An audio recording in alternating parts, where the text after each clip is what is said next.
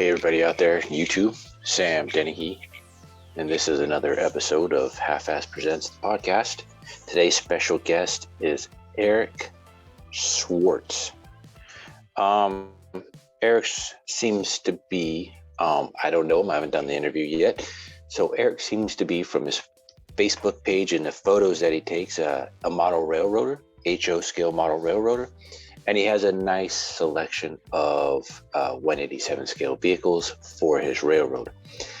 And from what I've seen from his Facebook page and his posts that he posts on Facebook, he's a pretty good modeler.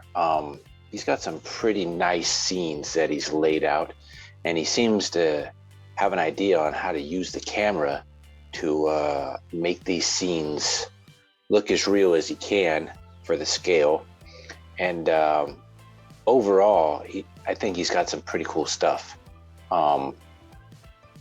Like all the videos, I'll have a link in the description for his Facebook page. But I mean, he seems to be a pretty good modeler, model railroader, and a 187 scale modeler. So without further ado, Eric Schwartz is our guest. I hope you like it. And I'll let you know what I think about the interview when we're done. Stay tuned. All right, looks like we're recording. Hey, everybody out there in YouTube, this is Sam Dennehy, aka Halfass Customs, and this is Halfass Presents, the podcast. Today's special guest is Eric Schwartz. You got it. Schwartz. Eric, why don't you tell us a little bit about yourself and how you got in this hobby? Hi. Well, let's see. I've been interested in modeling ever since I was a little kid, and also interested in trains. So, like when I was like 8 or 9, I didn't know about Testor's glue and what it could do to your head, but I sure had fun putting models together. That's good. So, and I didn't really, I had the paint and I painted it up and that was it. And then, I got into high school and, the models were put on a back shelf for other things. You remember high Girls. school? Yeah, for example. Yes. And then after high school, I went into service, went to Vietnam, and came back and, did my life and everything. But I still had this interest in models. So when my kids were real little and we didn't have much space around and I was busy, I would just, buy this or that or something and play with it. Read all the model railroader stuff. I would say I would call myself back in those days an armchair modeler, basically. I read all the magazines and didn't do much of the work. But all of that information somehow kind of like stuck in there. And then when the time came to actually, I retired in 2012, Now I have time to do stuff. My kids are grown up. I have space. And I decided to empty out actually our garage, the garden shed, the big shed that we have in my backyard. And that was going to be my studio because my real interest is photography. So I wanted to set up a photo studio to give me the ability to photograph the models in available light. I don't remember where I heard this, but somewhere along all this armchairing and reading and stuff, I read an article that somebody wrote way back in the day when we just had film, that the best way to film available light is to film in available light. In other words, the studio won't cut it. And I actually see that in my work when I'm photographing, like frame to frame to frame, the light is constantly changing and so is the mood of the photograph. Yeah. Right. So I'm not sure what the end of the thing is, whether I'm doing photography of my modeling or modeling for my photography. But basically, yeah, it's kind of, but they're all tied together. They're all one, they're all one package. Yeah, I mean, you can easily consider photography as a hobby, just like this is a hobby. I mean, unless you're doing it for a career, I No, mean, no, it could I'm not. literally I be a mean, hobby. I have in my So it's lifetime, like sold pictures, but I just happened to be in the right place or something like that. Or, like when I was working, I did the union newspaper photographer and stuff like that. But but photography is the overall hobby, because I do photography outside of the model world also. I have other photography interests. But as far as the photography inside and the concept of close-up, macro, whatever you want to call it, tabletop photography, right. that's what that is all about. It back in the space in my garage shed. That is so funny. So in this season, so this year, I started putting a little tiny monologue in front of the interview, telling people who's on the show and then why I wanted them on and what I think about them. And without knowing that you do photography like that, I was looking at a bunch of your pictures and I said, it looks like he's pretty handy with the camera and he knows what he's doing with it, because his photography is really well done with the pictures that he posts on Facebook. And Right. It's so funny that that's actually what you practice doing. And I didn't even know any of that. And I was just guessing it because I noticed how the quality of the photos, and boom, look at that. So that's what it's all about. It's kind of interesting to me because, like I really take pride. I'm a photographer, okay, and that's my end stuff, and I like but when I look at I pick up a lot of stuff, information for helping, and and I'm in awe of so much stuff that's out there, modeling and photography. It's like, wow, there's some people that are really super exceed any of my abilities, and they're kind of like my little minor heroes. I kind of pick up on them and everything else, Right. and all that stuff. But conversely, as somebody that I'm not, without being I'm so cool, I know that I'm good at this because I've been doing photography for 50 years as a hobby. And Wow. so after 50 Yeah. years, I first started doing photography actually when I was in Vietnam, because I wanted to take pictures of my place in history. So that was the impetus for photography. So I've been doing this for a long, long time. But anyway, I kind of got. So a lot of times on this site and other sites, I see some fantastic modeling, absolutely really interesting stuff, but such poor quality photography. Right. And I'm they don't know. I'm not castigating the person because they've done a magnificent job, but sometimes I want to scream. Yeah. I feel that same way. Right. Exactly. So Yeah. you want to say, hey, I want to say, could you? I know we're in a pandemic and I can't even go take a shit in the backyard, but It's okay. but could I come over to your house and bring my gear? Right. Yeah. Because I am literally that an same way. Extraordinary modeler, but you're not doing justice to your work by the quality of your photography. And I think that to my head. I'm not going to tell somebody that. Yeah, no, I totally understand you. I'm not a professional photographer in any way. I never went to school. I never studied. I never read anything. I don't like reading to begin with, so I definitely didn't read nothing about it. But I understand the art of trying to take a picture of something and trying to either manipulate the angle or manipulate the sunlight or manipulate things to make that thing that you're trying to take a picture of pop as best as it can. Because if you were literally just, like you said, taking poor photos, you're missing the opportunity for such great detail that you put into that model already. Right. And I'm talking about the general populace out there in the world of, modeling, who we look at, whose work we look at. And, I'm not going to tell anybody what they should do, because that's not my trip. My trip is I don't either. Yeah. Right. My trip is to do my art, because that's actually what I consider this, and is an art. Yeah. And we can get into that more, but I would, if I had to say something to the world out there who are modelers, well, first of all, I think that photography and modeling go hand in hand. What modeler doesn't want to have a picture of their work? Right. No, that's a perfect example. You're exactly 100% right on that. They do go hand in hand. So if you're not a photographer, that's fine, but you still want to make a photograph of your work.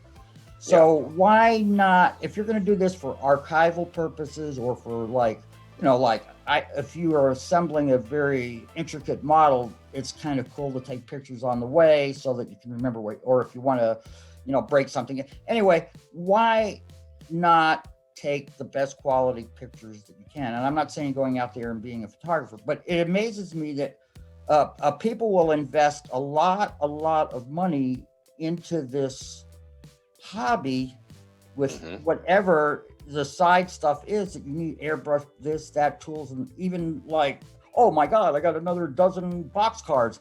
Well, take the $500, say, and invest in a good SLR and a tripod. I'm just using the number 500, but take a significant amount of money, because if this is your passion and this is your hobby, get the best that you can afford. And I can understand some people, can't. But once you have this tool, it's yours. And then, in the olden days, I could never do the work I did because film was expensive. Right. Processing was expensive. You had 30 chances to do it, say. Now, as long as you have a power pack and a memory card, I guess I'm not so, right. If you have those two items, you can shoot forever. Oh, yeah. So what I would tell people out there who are interested in this and want to, work on their stuff, the first, and if you're interested in this, get a good camera. You would be so surprised at what, something that has good resolution, depth of field, exactly. What a good, it's the same thing. You want to buy the crappy thing or the good thing?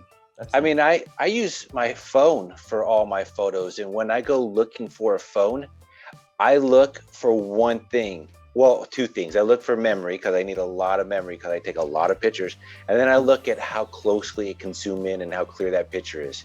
Because if it can zoom in close, but the picture is completely grainy, it's a crap phone. I don't care who makes it. I don't care how much it costs. It's a crap phone. But if you can zoom in as close as you can, zoom all the way in, and you can still see the little spark plugs on an engine in this scale, or you can see the dust all over your car, every speck. That's a good camera. And that's all I care about. I don't care who makes it. I don't care anything else about that phone. I just look for the memory and how good that camera is. Right. And I store a bunch of photos, and I take a lot lot and leave it on the camera. You're preaching to the chorus. Yeah, here. Right. I can't. You know what? I for the indoor stuff, I have a really good SLR, and it stays in my house, and I mostly do stuff around my property, my house, and the models. But when I'm out in the world, I don't like to lug that big camera around because it's heavy and it's cumbersome and so forth and so on. So I have a high end. I don't like the cell phone stuff because I do use the cell phone, but mainly I use a regular camera. I have a high quality camera that goes with me everywhere, and sometimes I just miss what I'm doing because I'm so interested in taking pictures, right? Well, I don't know about what you're, it seems to me like when you're in this hobby, man, there's so much crap all over the place all the time. It's just, unless you're some kind of total neatnik, which I am not. I'm not a slob, but there's lots of stuff. Because it's small enough and for the most part affordable enough to literally have a bunch of it. Right. And even, and I'm the kind of person with my modeling, lately I've been doing scrap loads and gondolas off this cart, but on the other stuff. So every time I do a model or stuff or anything like that, all the excess parts and all the sprues and everything, I chop up and save for later. So, I got a lot of stuff. So sometimes when I put something down in my workshop, I can't find it for days. Yeah, that's the problem. No kidding. I just got a Shapeways 3D printed Ecto Ghostbusters car again for another customer. And I'm looking for, I have a Hot Wheels has the Ghostbusters car, and I took a couple of Hot Wheels out or apart, and they have in the back of the car, they have all the proton packs from what they wear from the movie sitting Right. in the back of the thing. And I have the interior piece for that has that. And no kidding, I just saw it a week ago, and now I can't find it anywhere.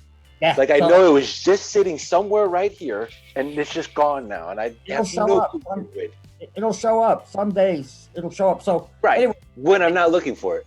so about a week ago, the little pocket camera, you know, I was out in the shed working, and I had the camera in my thing here in a little pouch, and I took some quick snaps to, you know, kind of like preview what it's going to be like, because when I set up the big camera, it's a tripod, it's a big production, so I want to make sure I got the right thing going, right? Right. So I did it with the little camera. I put it down. This is a week ago. A week ago, I put it down. Sam, I have no clue where it is. Absolutely no clue where it is. And on one hand, I'm saying, well, God damn it, I want that camera. But on the other hand, I'm saying, you know what? It's cool. It's going to show up someday when it's going to show up. And in the meantime, I got 10. How many more pictures of the Golden Gate Bridge do I need really in my life? Right? Another 100, another 400. So, you know, now that I'm older and more mellow, I just say, oh man, it'll show up. I mean, I have like, you know, 8 pairs of glasses and like that, and right. You know, it's yeah, crazy. no, that's so definitely that's definitely the problem when you get into smaller scales that have a lot of affordable stuff. I mean, you look back in the day at like the Malibu classics that they had and the Malibu movie cars and whatever. Walmart was selling them for $5. Nobody just bought one. They bought a handful of them because they were cheap enough. Right. Or a lot more because they were so cheap. Just like the cherries or whatever with the Pintos and the Vegas and the Gremlins and whatnot. They were $5 a car. You're gonna buy a good few of them because they were cheap enough. Right. Exactly. So yeah, if you can get your hands on cheap stuff, you're not gonna just buy one of it. You're gonna buy quite a few of them, and they're just gonna end up all over the place. Although nowadays the hobby is overall the HO hobby, trains, car, everything. You know, they have such high quality stuff. And, you know, like for, you know, so mostly I'm a train guy. So do I really want to pay $40, say, or more for a 40-foot HO scale box car that I'm going to trash the hell out of? Right. Because I'm not a collector. Right. No. You know, if I was a collector, I would say, oh, I'm a collector. I just bought this $40 super tripped out XYZ. Right. And now it's going to stay in its pack, and, you know, like it's going to be there, and that's going to be it. But my thing is, like modelers who are active in the thing, I mean, I'm not going to put a brand new shiny thing. I mean, one of my major problems actually is like, stop weathering this. Right. It's got enough. Yeah. It's got enough. I mean, I think of like across the board, any modeler who's into like weathering is got the same dilemma. When is it done? Right.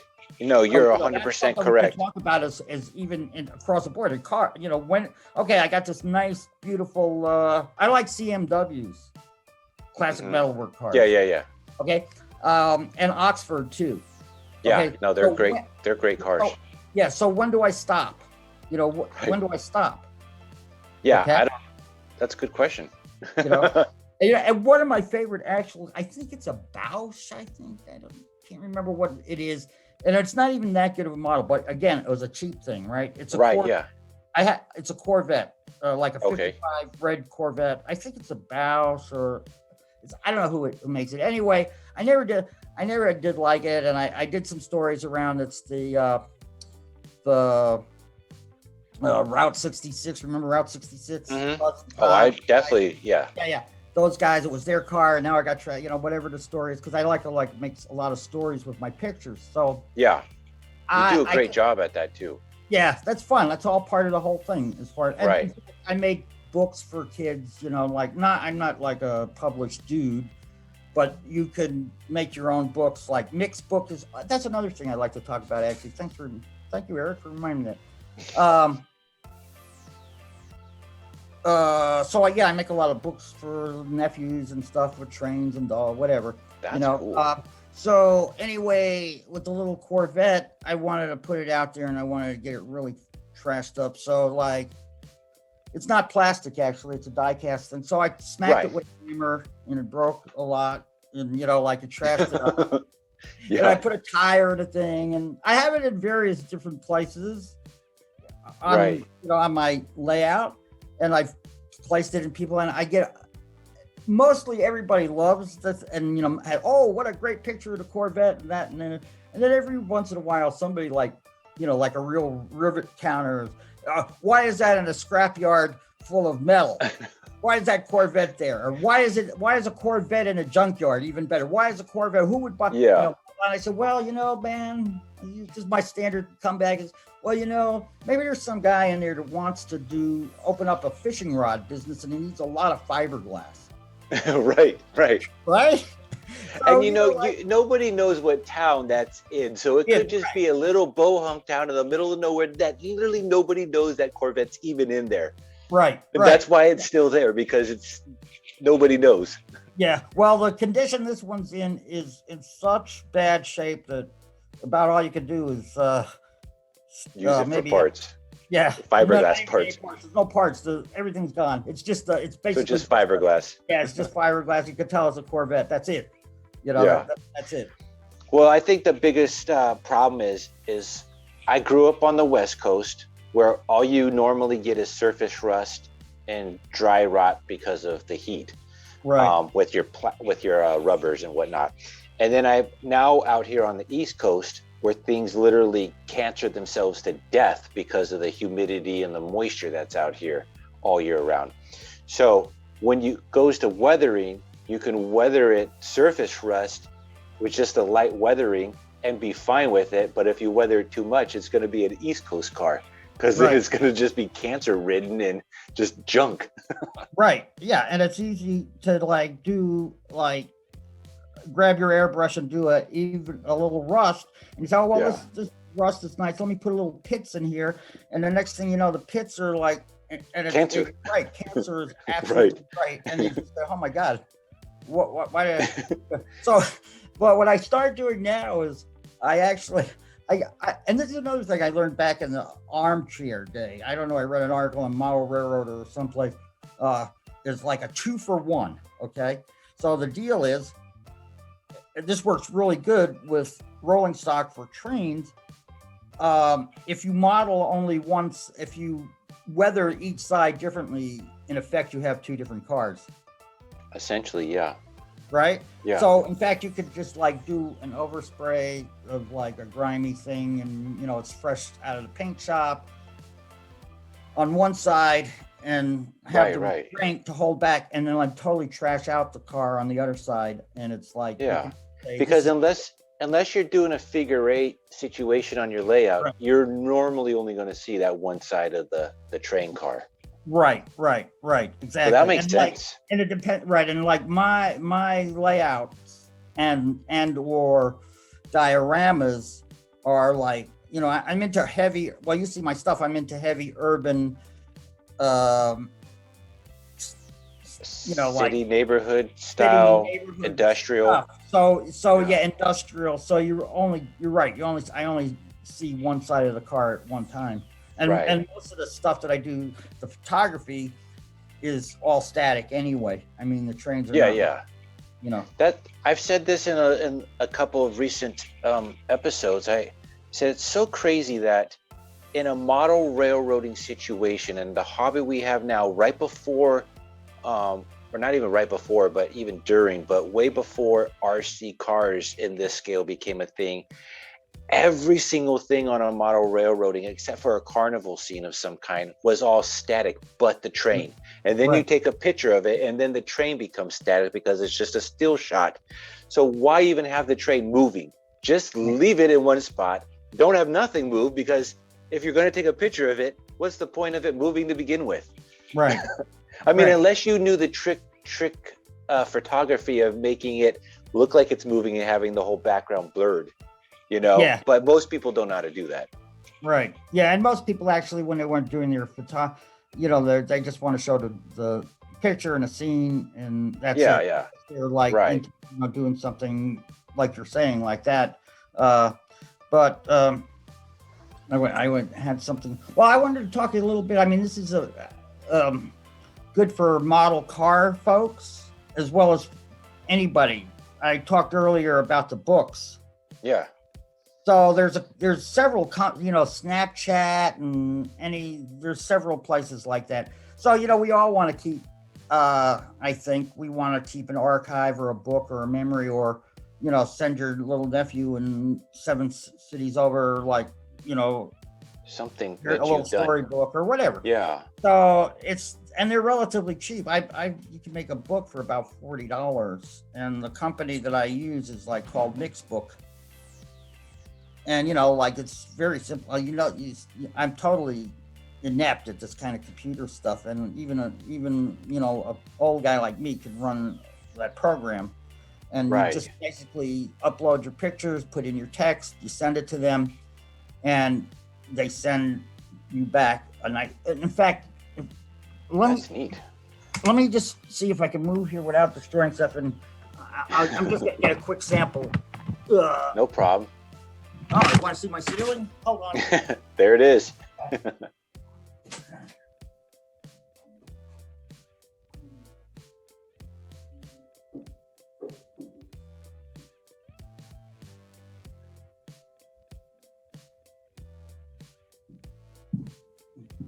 I'm back.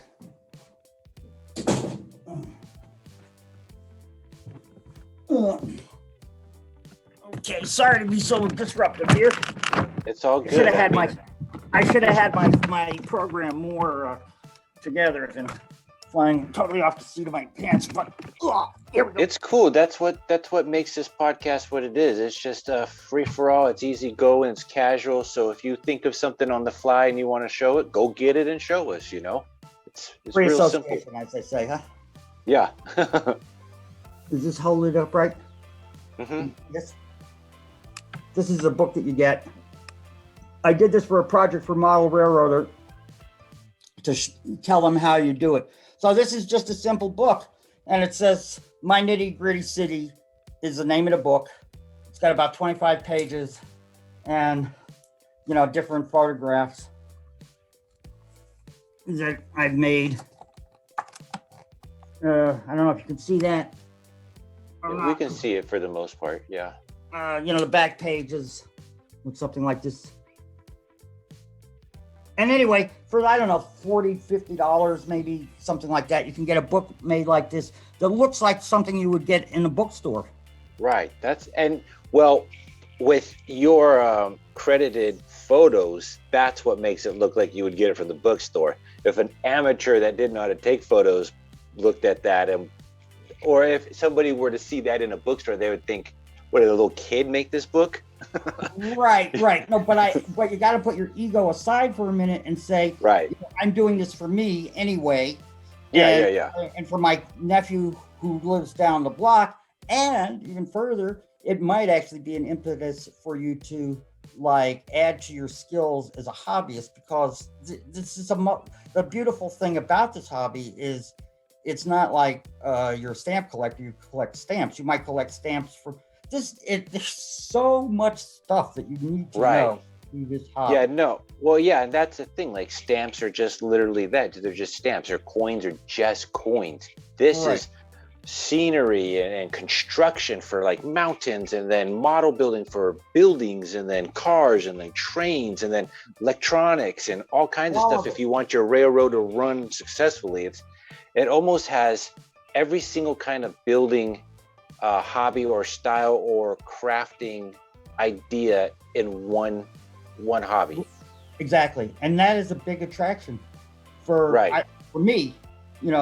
I enjoy painting and construction and making the buildings and all of that stuff. Actually, I enjoy that more than actually running the trains. Because, I think, well, see, you're a true modeler then. Yeah. Whether it's not even just vehicles, but you model instead of collect. I mean, it's easy to buy something from Woodland Scenics that's already built, and you just lay it on your layout, and then you bought a train that's already completely weathered and whatnot, and you just slap it on your rails and you drive it. that's not a modeler, but it could be a model railroader, just not a modeler. You Right. are a modeler because you like to do the other stuff. You like to build. Right. You know? Exactly. And that, even if you buy it, you know, I mean, you could buy, like you say, what's the name of that company now? Maynard or something like that. They put out a lot of structures already, like Woodland say, already weathered, and all that other stuff. Right. And you slap it on your thing, and then your train runs by it. That's one thing, and that's, you know, if that's what. That's I why mean, they look good, great, but because that's what, you know, makes you happy, and right. That's absolutely, there's nothing that's not acceptable. That's really Very true. Very true. Unless you're putting Hot Wheels on an HO layout. right. And then most people will be like, that is not acceptable. Right. But then you can think deep and, you know, have some kind of good storyline. You know, I know that these are, you know, a lot, you know, out of scale by a zillion times, Right. but you know, whatever. Yeah. You know. Well, I mean, with the many buildings that exist for this scale hobby, for the HO scale, there's a lot more that exists for this scale than there is in Hot Wheels. So a lot of Hot Wheelers will make a diorama for their cars and use the HO buildings. But, Right. you know, before the mega amount of different kind of vehicles existed for this hobby, that's all that was out there was Hot Wheels and Matchbox. Right. You know, maybe a handful or 10 different 187 scale manufacturers with maybe 200 cars total in the world, different cars that existed. Well, Right. every single person had all those same cars. So now you have all these other companies and all these other cars. There's probably thousands upon thousands, like 20,000 different cars that exist in this scale now, like in Right. today's day. I mean, Yeah. a lot of it's European and you don't want it, but the Europeans will want it and they don't want our stuff, but they exist, it's out there. So, Right. you know, it's much different now than it would have been, say, 20 to 30 years ago, Yeah. modeling this scale. It's Yeah. just, there's more stuff to choose from and get right, even Yeah. though it still costs a lot more than a Hot Wheel, but you can get the scale right, you can get the look right. And if you're into photography, you're going to want everything right. Because if it's out of scale, then you're not going to take a picture of it, most likely. Yeah. You know, like, for example, I like the classic metalwork stuff. They're a good product. Yeah. And, you know, their actual vehicle is pretty much in scale, right? Yeah, And it's very close. If not, some of them be exact. So, yeah, you know. I mean, yeah, pretty close. Here's the one thing that really annoys me, and it's not my skill level. But for example, I have a couple of really nice 1950 style city buses. Mm-hmm. And all of the big vehicles, like the buses and the trucks that CMW puts out, have way out of scale rear view mirrors to the point that it's really annoying. Yeah, some of them have side mirrors that are way too big. Yeah, that's what I'm saying. Side rear view mirrors. The ones they are way, way, way out of scale. Right, they're super thick, almost look like they're made for 1/64 or bigger. Yeah. Yeah. So I see that and it's annoying, and I'm saying to myself, well, you know, like, I am not a river counter. I'm not a river counter. Right. River counters can make their comments if they want, and I'm going to put it out here, but still deep in my heart, I wish it was the right size. Yeah. Well, that's my problem with Oxford Diecast. Most of the wheels on all their cars end up, you know, scaling out to be like a 17 or a 20-inch wheel, which never came on like a 1961 Impala. Right. So you're thinking in your head, you got everything else with this car right, but you couldn't get the wheel right? Come on. Yeah, absolutely. And Oxford actually puts I have a lot of Oxfords. I like their cars. Oh, I like them too. I just hate their wheels. Yeah, but that's my only problem with them. Yeah, they're a little dense too. I think the overall vehicle, they're a little thick. I don't know exactly. Yeah. You know, but they're metal. They're made to be a car. Yeah, it's a toy. It's a toy company that makes that car. So it's going to be thick. It's going to be strong. It's going to be durable if a little kid were to play with it. Instead of old people like us that are using it literally for scenery and dioramas and for a more realistic look. It's mostly just made to be a toy. Yeah, but they're nice. too. Yeah. They look Right. good. They're Cool. very nice. They're cool. Yeah. And I mean, my favorite one that I have is this pink 57 Etzel. Oh man, a convertible. No, it's not Yeah. convertible. It's a hard top. I love that car. Yeah. No, that's a great car. I don't know. I think the Etzels only came out for like 2 or 3 years, right? They're not. Yeah, they didn't have a long run because Because they were pretty goddamn ugly at the time. they definitely were. Yeah. Yeah. I mean, I like them just because their uniqueness Yeah. in the car culture. But yeah, they weren't a desirable car back then. Just like the 49 through 51 Lincoln is the same exact thing as a Merc. People bought the Merc. They didn't buy the Lincoln. Right. But the little tiny differences were just so much to where people thought that was an ugly car. So on the car world, what do you think of Sylvan models? Great. Some of the best resin models out there for passenger vehicles and light commercial or even full commercial. I mean, they got some, like old cab over engines and some older 1930s, 40s commercial vehicles. But I think they're great. I think they're to scale for, as close as you could possibly get to them. And I built a few of them. I haven't built a lot, but I've built quite a few, and I love them. I love all of it. But I like resin kits anyways. I think they're a lot easier to work with than die cast. If I wanted to slam the car like I do with most of my cars, it's super simple to do. The wheels are good, and it's, for me, it's easy to paint, but I mean, I know what I'm doing with paint. What do you use to paint your bodies with? Like rattle? Honestly, I'm a full rattle can guy. I don't do any airbrush, but I've been rattle canning for 30 years. And so I've learned how to manipulate that paint and do what I need it to do to work for me. And then I also use nail polish because I like a lot of candy color, bright metal flakes. I'm the hot rod custom lowrider guy in our little hobby of this 187 scale world.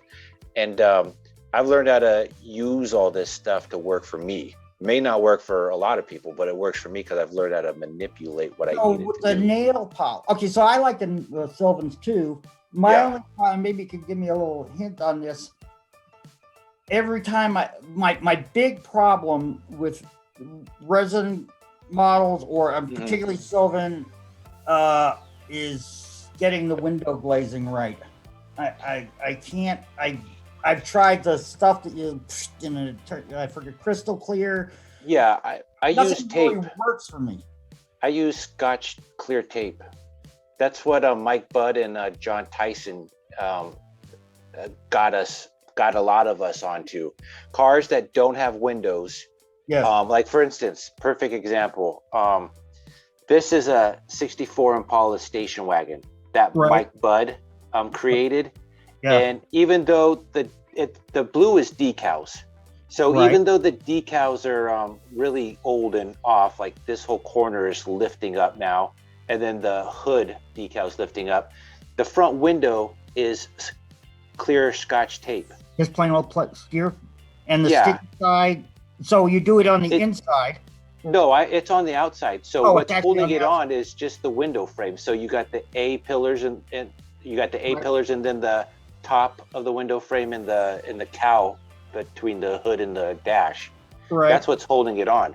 So what I do is I'll have the whole car completely painted, cleared, everything, and then I take that chrome pin, that one company that makes the actual chrome finally in liquid form. I'll outline the window frame with it, and then I'll wait like an hour or maybe 30 minutes, and then I'll lay tape on it. I'll just peel some tape. I'll peel it, like probably this much longer than the body. Right. And then I'll lay it directly in the middle of the window or in the window frame. And then that chrome will outline exactly where I need to take my scissors and cut. Nice. For the window.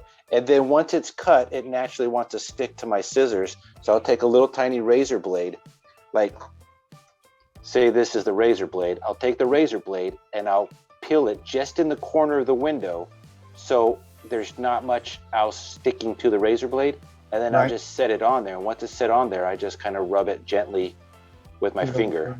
Nice. Yeah. Well, and it sticks. I mean, but see, I keep most of my cars in a display case like those back there.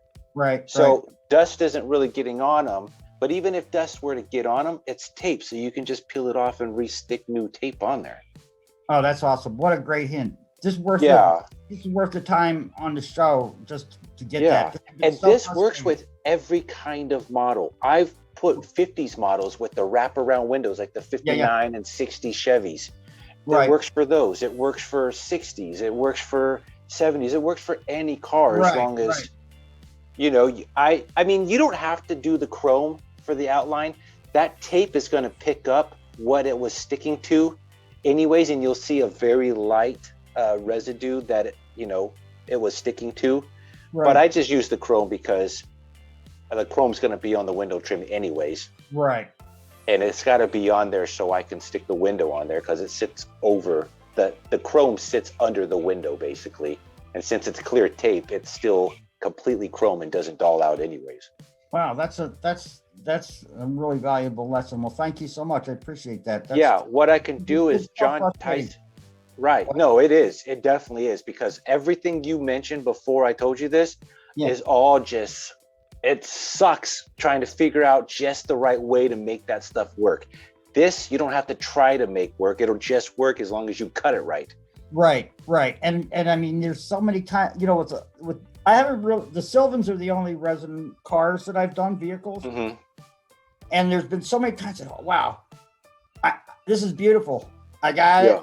I'm not even going to weather it. It's going to be cherry, man. It's going to be 1953 Plymouth. It's going to be awesome. It's going to be like two-tone wonderful, because I just did this excellent job, and then I screw it up with the window.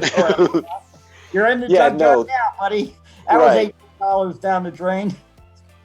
Hold on. I just X'd out of here. Hold on. I'm back in. Am I back in? There we go.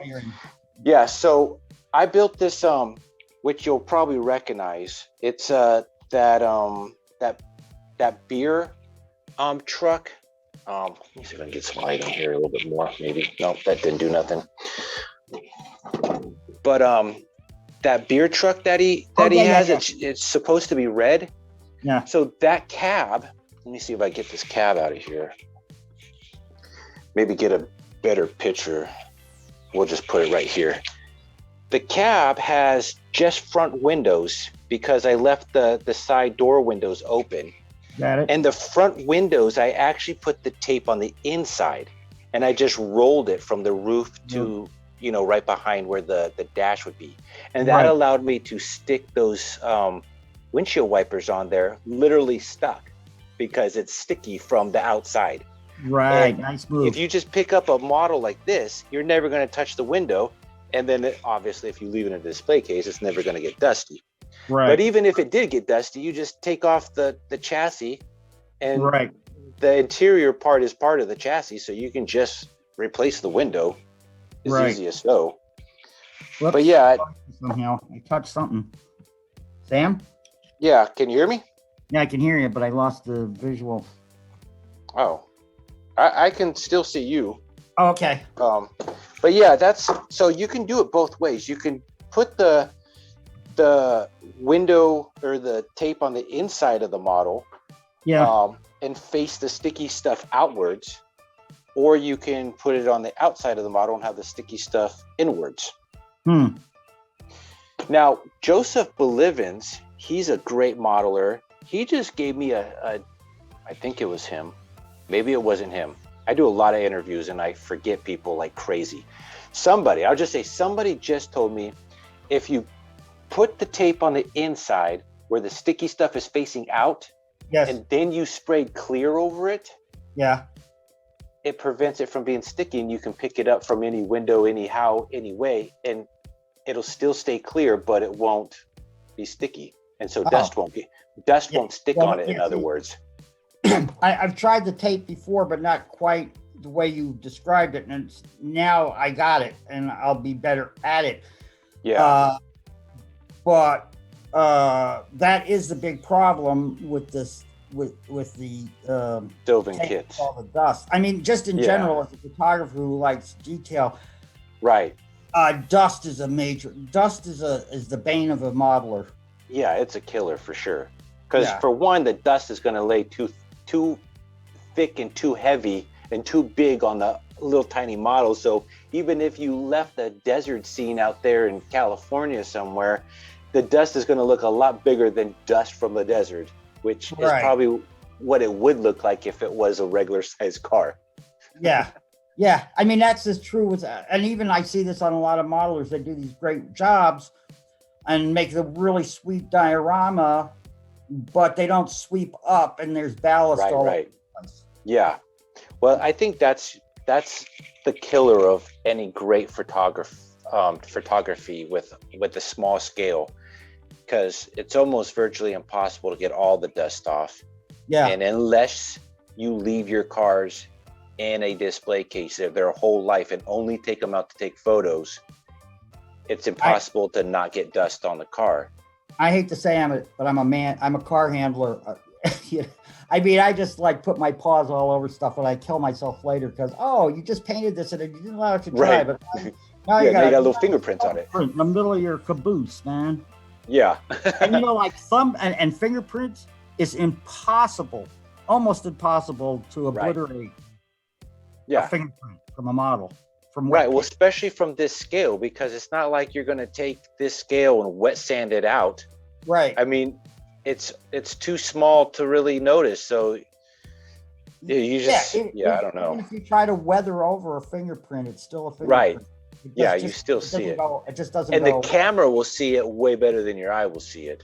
Right. Yeah. Oh, I mean, like when I take photographs, I think that I got everything under control as far as position and light and everything. Right. And the first shot really does not count. Right. After you review what you have on your first shot, it's I can't believe how much dust, how much, this or like, you have this great scene, but like one of the people, is falling down. Leaning too far or not painted well enough. And it's kind of crazy because just a small movement of like leaning upsets the entire visual.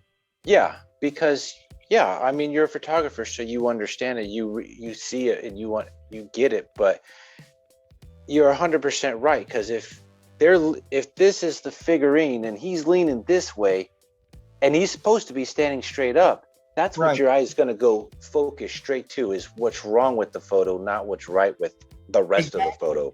And even if that figure is like in the corner is just a little piece of the entire scene, I don't know about somebody who is not that acutely visual, but for me, like I look at everything from corner to corner.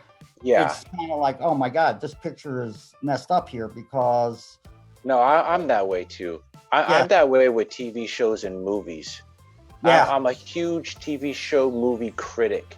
If there's one thing wrong with that scene that they're showing on TV, I spot it instantly and go, I get paid way less. In fact, I don't get paid at all to do your job, and I'm doing your job and nobody's paying me to do it. Right. And I have no control over what got put on TV or in the movie. So why don't you pay me instead? Because clearly you can't do it. Well, sometimes. So just like in a photo, it's the same thing. Yeah. No, I agree with you 100% on that, because I don't know, there's some fact checking or something's missing a lot of times, like like how can a guy, I live in the Bay Area. So if I'm watching a movie that's taking place, say in San Francisco or Oakland, which is a lot of movies, it takes, and a guy's running down Market Street in San Francisco, and the next thing you know, he's like in Napa and wine country. With the very next scene, 100 miles away, right? Yeah. No, I'm so huge on that. Like back in the early 2000s, they made the movie Charlie's Angels, with the three women, and I think it's part 2. The second movie, it might have been the first movie, where they're at the California Speedway, and that's in the city called Ontario, which is 2 hours away from Long Beach. Well, in the very next scene, they're driving over the Long Beach bridges. And you're like, oh my God, you got to be kidding me. Who thought this was a good idea to put that scene next to this scene? That doesn't make any sense. The rest of the world that doesn't live in the LA County area. Right. They wouldn't know nothing. But when you know, it just irks you. And then on top of that, they drive out of the California Speedway in Indy cars that are not street legal. So they made from 2 hours away in Ontario to Long Beach in Indy cars, and there's no cops coming. Come on now, give me a break. Especially in California, man, the highway patrol is brutal, right? Yeah. So just dumb stuff. But photographies are the same way, though. You see something that just doesn't look right. Say you're modeling 1957, and no sooner, but you got a 1962 Chevy on your layout. You're like, do you not know what year you're modeling? Because you said it in the description, and then you already messed up by taking the photo of something that doesn't fit in your time period. Right. Well, those are the things you got to kind of be aware of. I mean, you can always go backwards, like you can go forwards, right? Go backwards before you post it, though, so you look like you know what you're doing.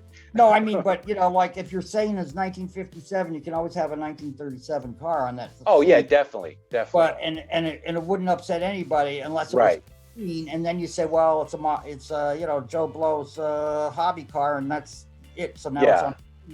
Right. But they weren't collecting cars back then. Right. If it's the way like that. 57, and you put a 61 Coupe de Ville out there, it's gonna. Right. It's just it's gone. Yeah, but people seem to do that. Like they're not car people, they're train people. So they look at a car that looks old and goes, this looks like it probably fits. Right. If you were a car person, you would know it didn't fit. Yeah. But I mean, like it's even in the train stuff there. I mean, it's to what degree, again, going back to, this boxcar you have, your 57, Boston and Maine boxcar was never painted this color. Right. So, you know what I'm saying? Yeah. Like those are the purists that would know that would. How pure do you want to go? Yeah, that's why you got to have like a fantasy layout. I think every person should have an area on their layout, maybe not the whole layout, but an area that allows anything from modern to old to anything wild. That way, if you painted something yourself, it could fit just for that one area of your layout. So, Sam, as a rattle can guy, what's your number? What if I was a new guy? Duplicolor. Duplicolor uses for the most part real car paint that's usually made for touch-up paint. Right. For real cars, so they use real colors that are on cars, and then they also make candy color too.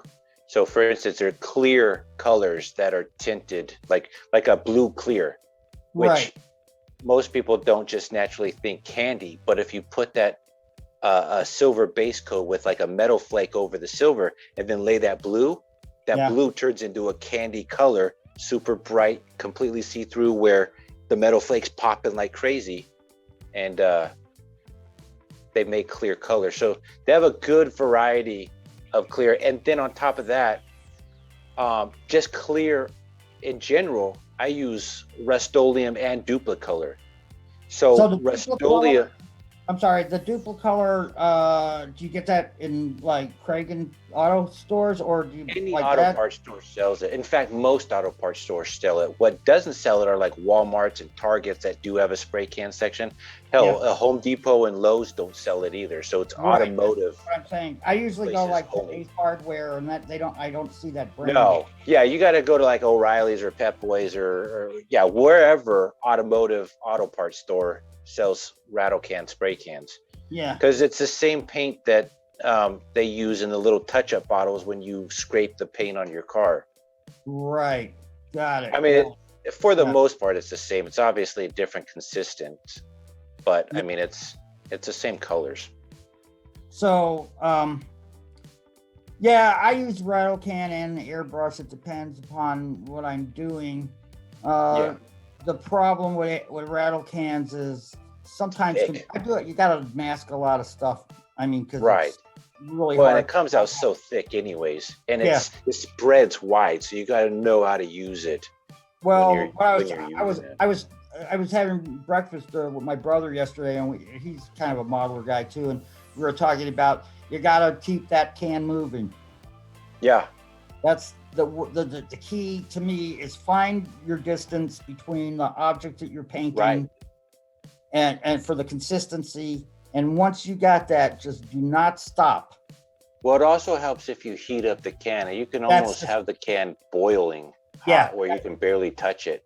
but then That's that the makes that paint so yeah, watery and liquidly that it come out super perfect, almost yeah, like it was supposed to come out the whole time.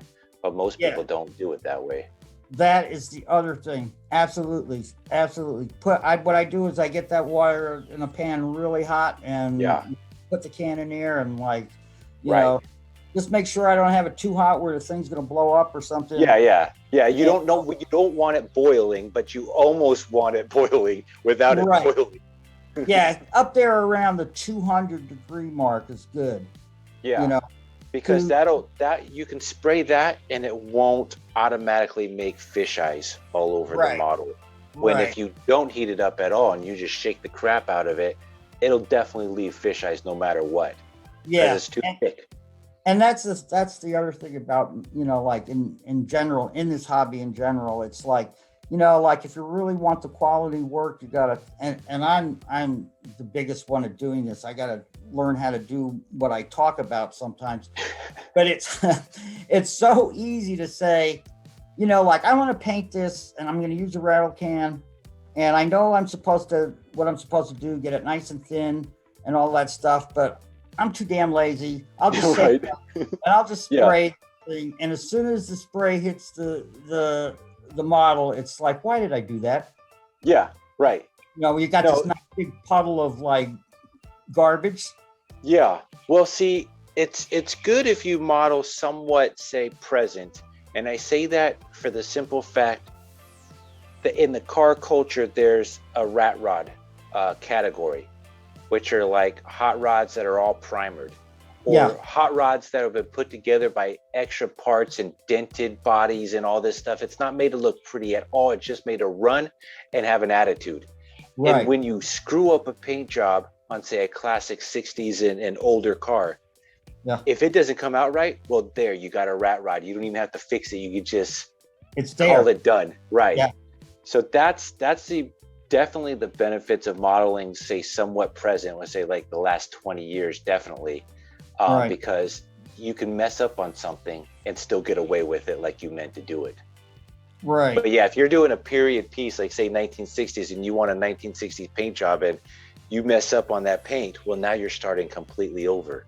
If you Right. even go that far, you may just say, screw it, let me just build something else. I'll put that in the junkyard. That's it. That's exactly right. You're in the junkyard now. I don't understand Right. why my junkyard is getting so filled up. Right. If I would have Yeah. only just taken the extra 5 minutes to get that can of paint nice and thin, Yeah. I wouldn't have this sitting there waiting to be, taken away someplace. It's funny. There was a guy, and I'm assuming it must have not have been you, because when you were talking about it, it brought that up that I thought it was you. But there was another guy that has a junkyard with a Classic Metalworks Corvette sitting in it. And I commented on one of the train groups he posted in that, oh, I see a Corvette I need to save. And then there was few people that commented, oh, you saw that too. Like, Wow. how did you not see that? But this was all together. It was just completely weathered and looked really bad, like it was made for a junkyard, but it was all there from what the picture showed. Right. It wasn't missing any parts. So that's why I said, oh, I got to save that. Bring it to my hot rod shop right here, and we can really build a cool custom out of that. But when you said yours was pretty much missing everything, it was just a fiberglass body-esque, supposed to look like, then it made me think, yeah, that wasn't you that I commented the picture for. Yeah, no, that's not. No, that was no. Mine. This one is very well nothing. Yeah, well, I have another one. I have another car that's pretty well nothing too, that I really like, and I got crazy with it, and now it's like I might just paint it. It's an old Jordan model, actually. I love all those models.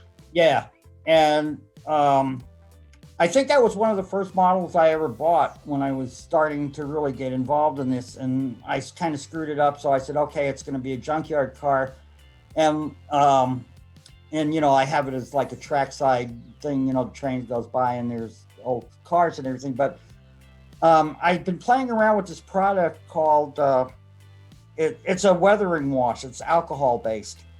Oh, okay. It's really neat stuff. Monroe Models makes it. That's the name of the company. It used to be called AIM, AIM, but now it's Monroe. Anyway, it's an alcohol-based kind of stuff. You shake it up, and the alcohol mixes it, and you just apply it, and it's a wash. So you get a lot of running rust and everything. Nice. Yeah, it's really nice stuff, and it comes in. You can layer the colors, and you can mix the colors and everything. But that's another thing you got to be very careful with, because it only takes a drop. It doesn't Right. take much when you're Well, dealing. especially for this scale. Yeah. Yeah, exactly. When you're dealing in this scale, it's you need to have a light touch or with any of the weathers, Right. or else Yeah. you're gonna get blobby and ugly. Right. Yeah. I think I saw that Jordan kit you were talking about. I think I saw in one of your photos, and I Yeah. thought when I saw that, I need to save that car before it rushed down to nothing. Let's Yeah. take it to my shop and we'll build a hot rod out of it. I've been looking at it lately, and I've been actually thinking about, like just repainting it over all of that rust, but Yeah. again, I'd probably do that. If I do that, that is definitely an airbrush type of project, because, man, you can really get thin paint with an airbrush. Right. Oh, you definitely can. And that's probably one of the biggest benefits besides all these other paint colors that exist that don't for rattle can. Right. But that's one of the biggest upsells for airbrush at all, is that you can put that PSI so low that it comes out like just a fine mist. Right. I mean, I've used Perfect. my airbrush sometimes, and I said, man, I'm not even getting anything here, but you are. Right. Yeah, you are. So, I mean, I may have the PSI set really low, and I'm doing it, and I'm not really seeing anything. Yeah. And, I jack it up from, say, 15, I'm just making it 15 to 25, and it starts coming out. Yeah. Well, that's how in the real car world that you get like ghost flames on cars. Right. They just mist that paint on there, that pearl or that candy color, and you got like this almost invisible flame or scallop or something on a car that you can only see at certain angles of the car. I mean, somebody who's really, really skilled airbrush guys oh man, the work is fantastic, right? Right. Yeah. I mean, I'm not that good. I'm not that either. Like, no lie, this is all decals. It's just silver metal flake base with blue decals over it, because I can't paint that thin, and you would need an airbrush to make those individual lines, just like the back. I mean, the back tailgate has got stripes down it, and you couldn't do that with spray paint. Oh no. Right. No way. Right. Yeah. So yeah, I can't manipulate my spray paint to do what I need, so I need decals to do it instead. So have you ever done airbrushing? Not once, not ever. Yeah. I know what's involved with it, and it doesn't, like, I know in between each color, if you only have one airbrush, even if you have multiple, you still have to clean it with a solvent, like an airbrush cleaner or whatever. Right. So that last paint color doesn't affect the new paint color going through it, and it will if you don't clean it. Right. And I don't want to do all that cleanup. I don't have to do no cleanup with my spray cans. I just spray it, set it on the counter, and I'm done. You're done. No, yeah, absolutely. Yeah. I mean, that the big drawback with the airbrush is the cleaning is a pain in the butt, and and it's not like some other thing where you don't have to be meticulous. With an airbrush, you absolutely got to be meticulous, because that thing. I mean, if you use acrylic paints, and I use mostly acrylic these days, because I don't want to be sniff. I'm already, my brain is already mush, so I don't want to make it any more mushier. Use what you know. Right. So I use a lot of acrylic paints, but acrylics dry so quickly that they will clog in the middle of a paint job. Yeah, which is scary. So you definitely have to know how to use that, and you have to know that paint too, because if you didn't, you would screw a whole bunch of stuff up. Yeah, and so like if you're in the middle of a paint job and like your tip or your needle gets clogged up, it's really a drag to like empty the paint, clean the paintbrush, and then get it to the consistency again that you like. So that is a definite drawback. I think I'm finally getting better with all of that stuff, because actually, Sam, all of this kind of stuff that we do is you know, like you can read the books and watch the YouTube videos and get the hints, but you actually got to roll up your sleeves and do it. And once Right. you do that, it takes practice, right? It's like everything else. Trial and error. Trial and error. That's how I know how to work the spray can the way I need it. And Right. you know, the little tricks of heating it up and, you know, being so far back to get what I need or doing whatever, because 30 years of doing it, you learn your fails and your accomplishments on each little thing. Right. You're like I can almost paint in any kind of weather because I understand, like, I'm still going to go outside to paint, but I'm gonna have that, if it's like 20 degrees outside or 10 degrees outside, I'll have that can as hot as I can get it without it blowing up, go out there, spray, and then run right back into the house before it's too cold and it starts frosting or whatever. Right. I know these tricks because of, you know, all the problems and errors that I had before trying to do the same thing. Yeah, and now with this world that we're in, the 21st century, you know, it's and how everybody's so much more connected. You know, there's so much that you can learn. You know, from, you know, just being out here and looking at YouTube videos and well, especially with this hobby. I mean, this hobby in the train world hobby, the train / car world hobby that we're in. Everybody that's in this is so knowledgeable in one way or another, or if they don't know it, they know other people that do, and they can lead you to the answer you're looking for. And they're so nice to give up that information. It's not like, oh, I know all the secrets and I'm not telling you nothing. I want to be number one forever. Nobody's ever going to know what I know. They're willing to tell you, show you, do whatever. Absolutely. I mean, you know, I agree 100%. There's really good people out here. And for me personally, you know, like, why wouldn't I want to share what I know? Right. That's going to help the hobby continue to grow and last longer. Because say you knew how to do one thing that outblew the competition. Well, you never let that information out and it dies with you. And nobody else ever figures that out. We're always going to be that step behind because we didn't know that trick. So this actually leads me to something that I'm feeling like, whoa, where is this hobby go? Where are we going? We're all, you know, let's just a predominantly white male, older guy kind of really thing. Is, unfortunately. I don't understand why that is, but well, you know, I don't go into the statistics of why things are what they are. I just kind of, you know, wonder why. Right? You know, I mean, because this is really, like we've been talking about, this particular hobby encompasses a multitude of skills. Right.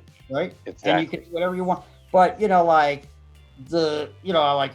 my kids were never interested in this when I was growing up. How dare them? How dare them? Because why would they want to play this when they can play, you know, World of War on the computer? Right. Yeah. No, my son's definitely in that category too. He plays video games from when he wakes up to when he goes to bed, unless he has got to go to school. Yeah. And I think even when he's at school, he's probably thinking of it all day in his head. Yeah. No, I mean, Well, just like we're thinking of models all day in our head while we're working or out about and doing whatever, not modeling, we're thinking about it anyways. Right. Yeah. But I mean, that world is so, you know, real to them. Yeah. Real would be, I mean, I don't do any of that stuff because I'm from I don't. I took a break from this model car stuff for probably 1 year. This was 3 years ago. Started playing this Grand Theft Auto game. I knew you were going to say that. It's literally the best game for everything. Like every game is made into this one game, so it's like a perfect version of everything. Right. And for a car guy, what could be better, right? Right. And so I started playing that, and I was playing it all the time, and I really stopped building models. But then I started thinking, what am I doing? I'm not doing anything. I'm not making anything. All my money that I made in this game is all just for the game only. I can't use it anywhere else in any other game or any other virtue of my life. So what am I doing? I'm just wasting all this time when I could be building models all day.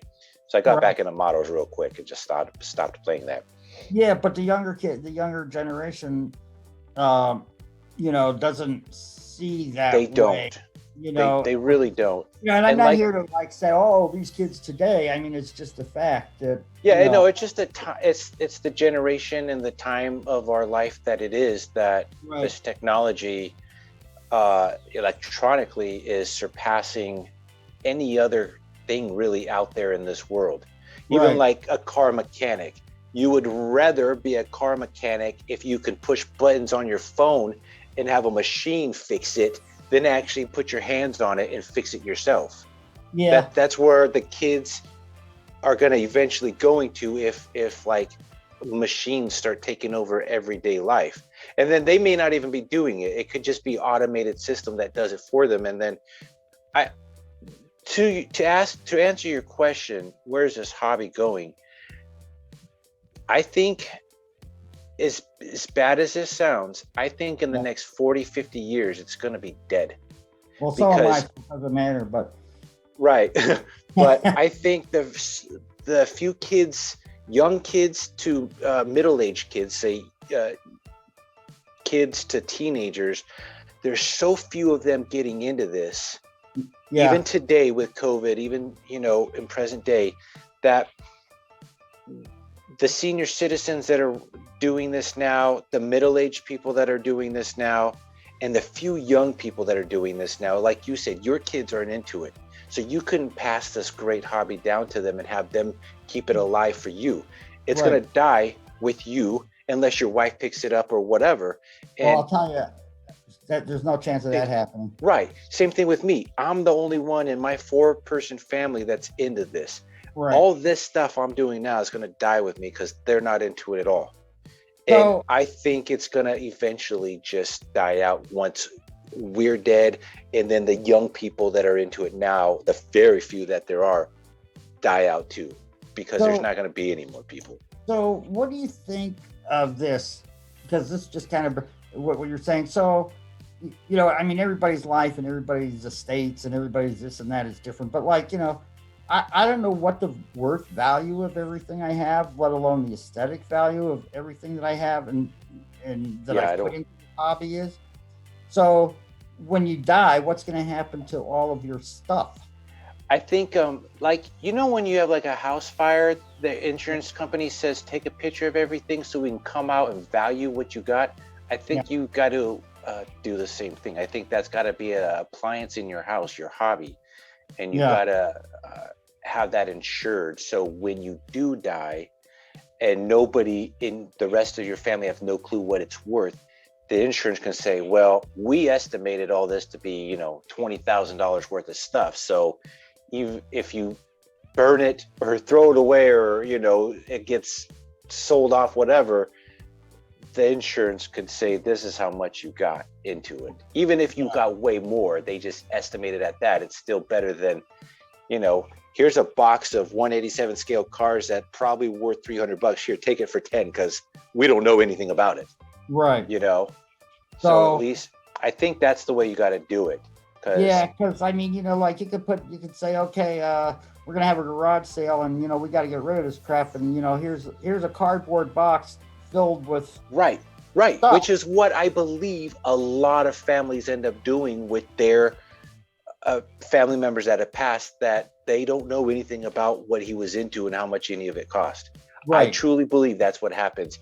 Here's a whole entire $3,000 worth of stuff in a box, but we don't know nothing of the value, so take it for $50. Right, and some sharp-eyed person, is gonna, who is a garage sale expert or whatever, wants to resell on eBay, has a bonanza because they happen upon they found it out. Some they stuff found that your stash. They have look at this, and in this whole box I got is all junk, but what's in this box of junk, there's one say motor vehicle, a car, a truck or something that had a limited run, and there's something special about it, and it's worth $1 zillion. Right. Yeah, right? They're gonna know it, and then they're gonna get rich off of it. They're gonna say how much you want for this, and the lady at the garage sale, that was one of my husband's favorites. I'll give it to you for $5. Right. Compared to the $1 cars. I go, $5? Are you crazy? I'll give you $3 for it. Right. And then the Now, lady, sure, here's the, here's the, yeah, a deal, and the guy walks off at $3. And he just bought something he puts on eBay and sells for $750. what I will say though is, you're familiar with Ken Patterson and the What's Neat This Week No, YouTube show? no, I Okay, don't know. he's a master modeler and he works for a bunch of model railroading magazines that take professional photography for him Yeah, and stuff, and he builds scenery for their magazines to advertise and whatnot. And I'll IM you his YouTube channel because he does a weekly YouTube channel and then he does a monthly YouTube channel for the Railroad magazine, Railroad Hobbyist magazine. yeah, He exactly. does a monthly YouTube video for them every month for like 3 years or something, and then he does kind of what I'm doing here, but more for products and latest stuff that's out in the model train world today. A weekly video segment with that stuff. I'll send you a link to that so you can check him out. But he was interviewed by a lady in the UK who does model railroading. And I watched that interview because I also have Ken Patterson on my little interview thing. And so I was curious what they were talking about and I wanted to hear it. And so they were talking about the future of the hobby too. And in the UK, the whole country, model railroading isn't just a hobby. It's literally a family lifestyle. Oh, wow. There's TV channels out there that dedicate their channel to model railroading. They have countrywide competitions for model railroading clubs to be on TV to make a model railroading layout against each other in like a 4-day, 3-day span or something.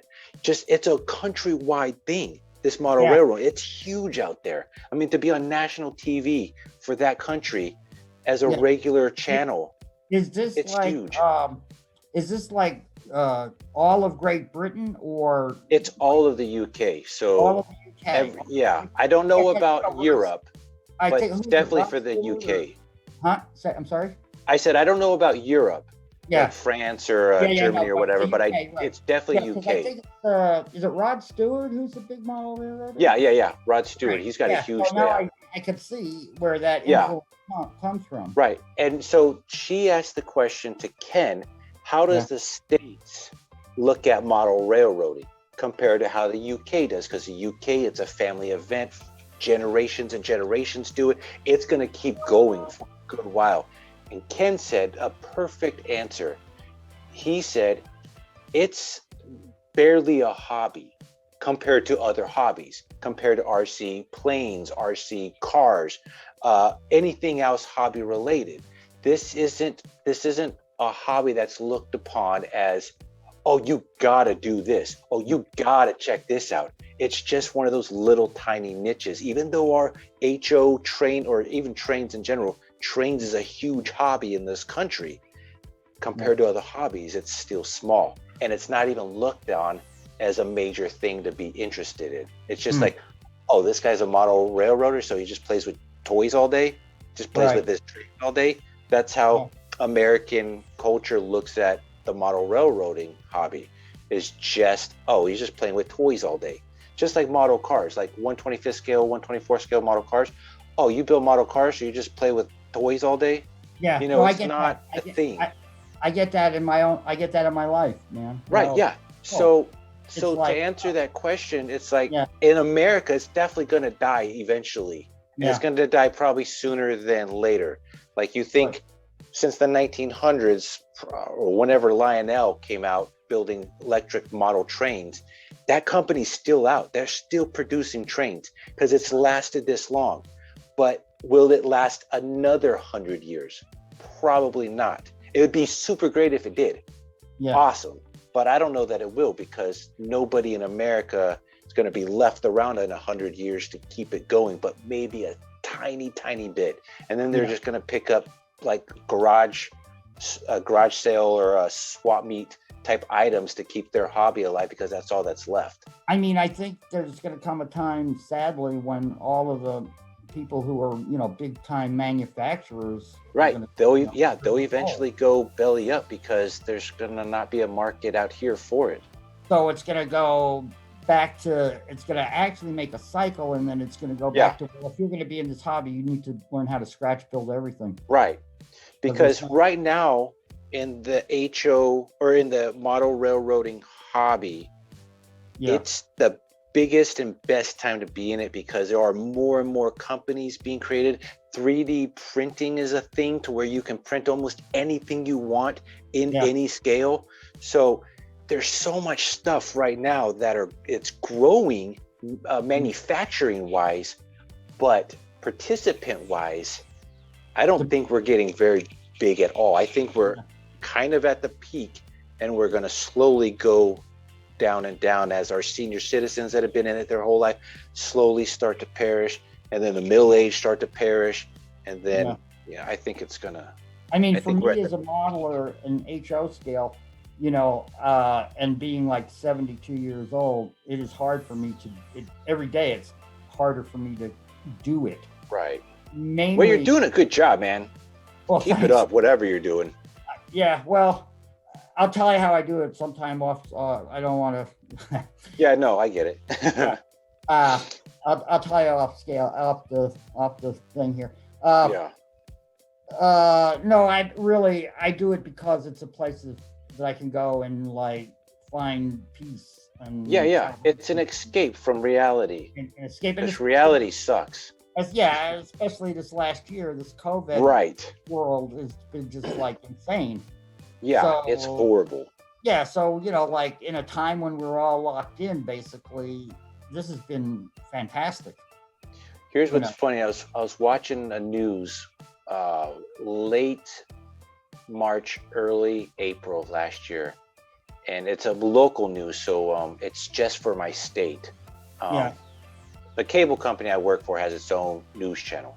So they had a little segment, probably 2 minutes long, saying with COVID happening and everybody stuck in their houses, not being able to go out nowhere, no vacationing, no nothing, hobbies, and they just put hobbies in a general big bubble, anything hobby related. They said hobbies jumped up 400%. I wouldn't doubt thanks to COVID. Every household I know that haven't visited, well, not every, but a majority of the households that I know that have like, you know, a real family, mother, father kind of thing has gotten into jigsaw puzzles. Yeah. Which is crazy because that was a thing, back in the 70s or 60s and 50s or something to do. And then it dies out as electronics start to get bigger and bigger, TVs in every room, and nobody wants to do that stuff. But yeah, now that we're stuck and there's nothing on TV and there's no new video games and whatever. Yeah. The simple style of just doing stuff together with something super simple as a jigsaw puzzle or a board game. Like you could play, if you play Monopoly exactly the way the rules say and don't vary from any rule, you could make that game play forever. Well, the sad thing about Monopoly, in my family, in our quad of 4 people, nobody will play Monopoly with me because I am just a ruthless motherfucker. Excuse me. When it comes to I love you, baby, but I'm going to take, I got boardwalk and you owe me. Right. Yeah. And you're not passing me until you pay me. Right. And you know, it's because it's funny you say that because, you know, the era that I grew up, you know, we didn't game board. That was it. Board games were it. There were no other, you know, there wasn't Mortal Kombat or anything. Right. Or, you know, I say it all the time because I know in my heart I was born in the wrong decade. I needed to be a teenager in the 50s, but I didn't want to go to war, and I didn't want to live on the East Coast either. I had to have been a teenager on the West Coast where hot rodding was the pinnacle of car culture back then. Right. And I say it all the time. I know life was so much simpler back then because there wasn't all this electronics to deal with, and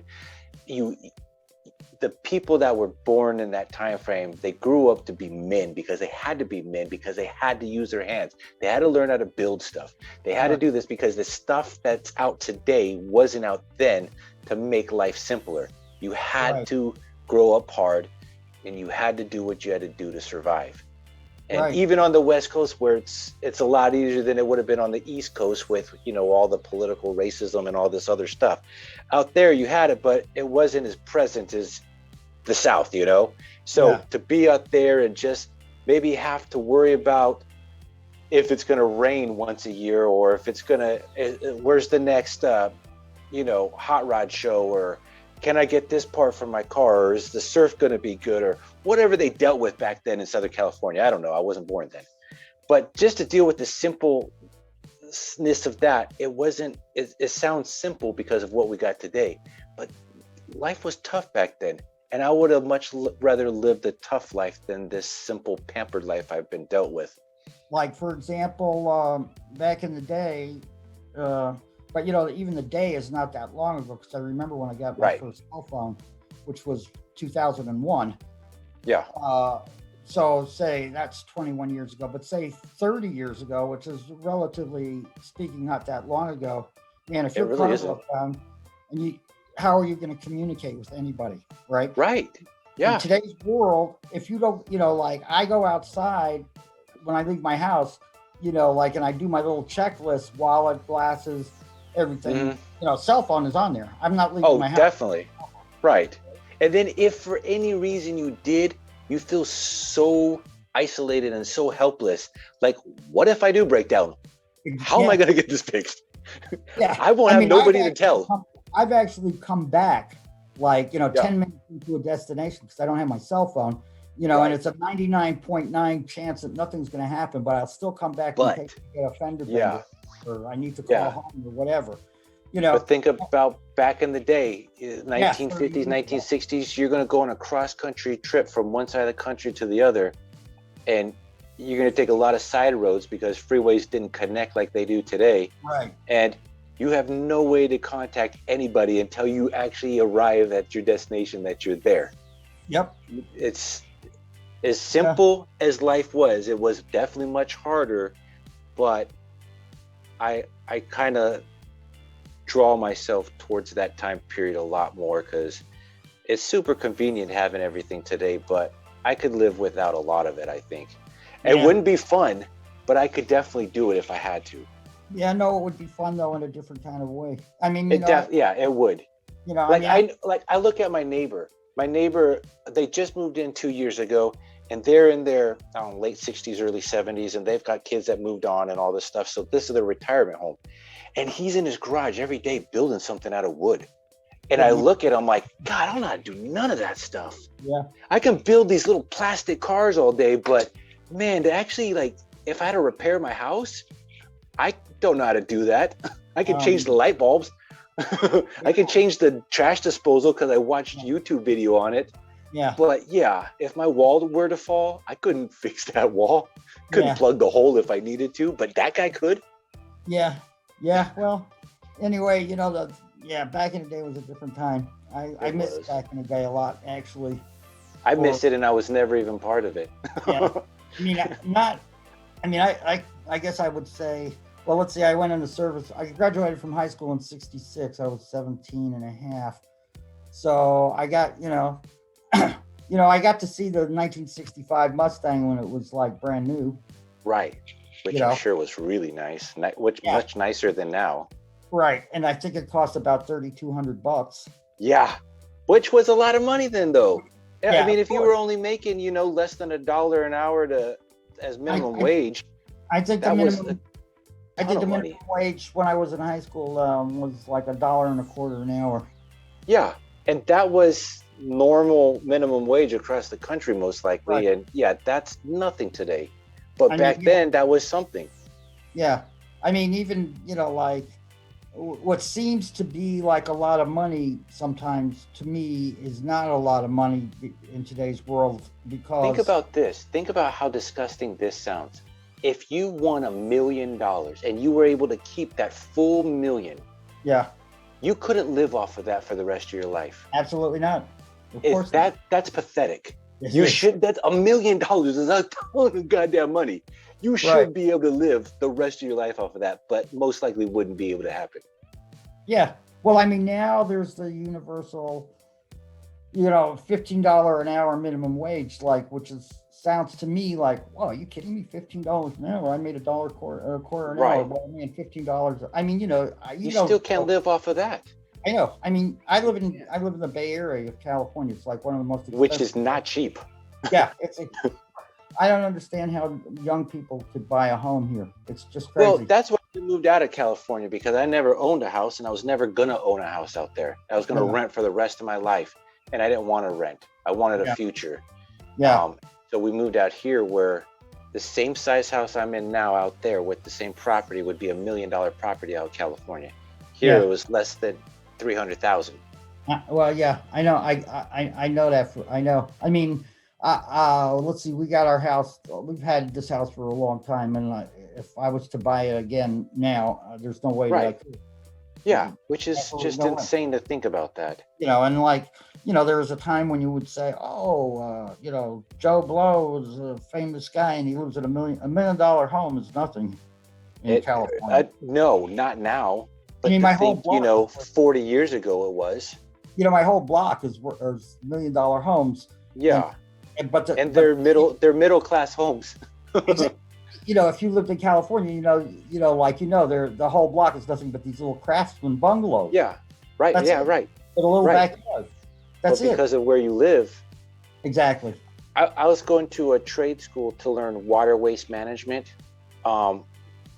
And it wasn't going to be in the scrap waste part of it. I was going to be in the water treatment area where we just clean the stuff. But regardless, we got these job listings every week, all up and down the state. It was like a little tiny booklet of all the jobs in every city. And in the Bay Area, to do the job that I would start off with like $40,000 a year in Ventura County, where I lived. The same job in San Francisco was $100,000 to start off with.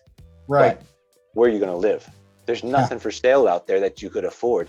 So it doesn't matter how much you made. You still would have to drive an hour, 2 hours out of your way to get there every day, just because you couldn't afford to live where you worked.